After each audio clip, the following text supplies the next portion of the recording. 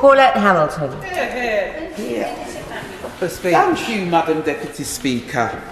Can I also congratulate my honourable member from Jarrow for securing this debate? I worked in the NHS as a nurse for 25 years. I know firsthand how soul-destroying it can be to work long hours with inadequate staffing and funding. Exactly. I'm also a mom, a sister, a wife, and a grandmother.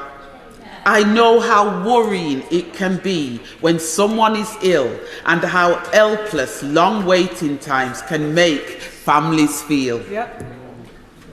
I've also experienced that at first hand with the NHS in the last year. This worry is felt right at the heart of our communities time and time again. Yep. My constituents tell me they can't get a GP appointment. In Erdington, Kingstanding and Castle Vale and across the country, every morning at 8 a.m, thousands of people call their local GP surgery to get an appointment. Yep. One of my constituents rang up a local practice to get an appointment and was fifth in the queue.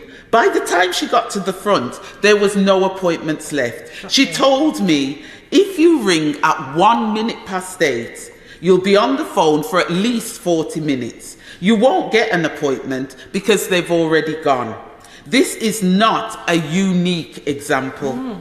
If one of my constituents can't wait to see a GP and calls an ambulance because they think a loved one has had a heart attack or stroke, they can expect to wait 27 agonizing minutes. Wow. In December, many waited for over an hour. In November, my husband had a stroke. The ambulance never came.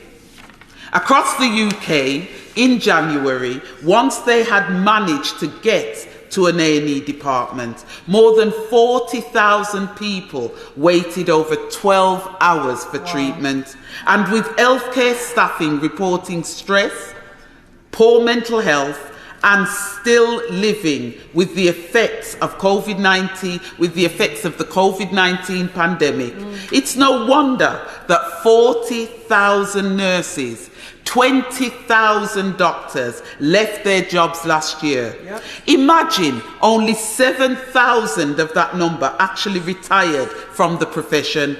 So where did these other 53,000 go? Madam Deputy Speaker, let's be very clear. The NHS is on its knees. Yep.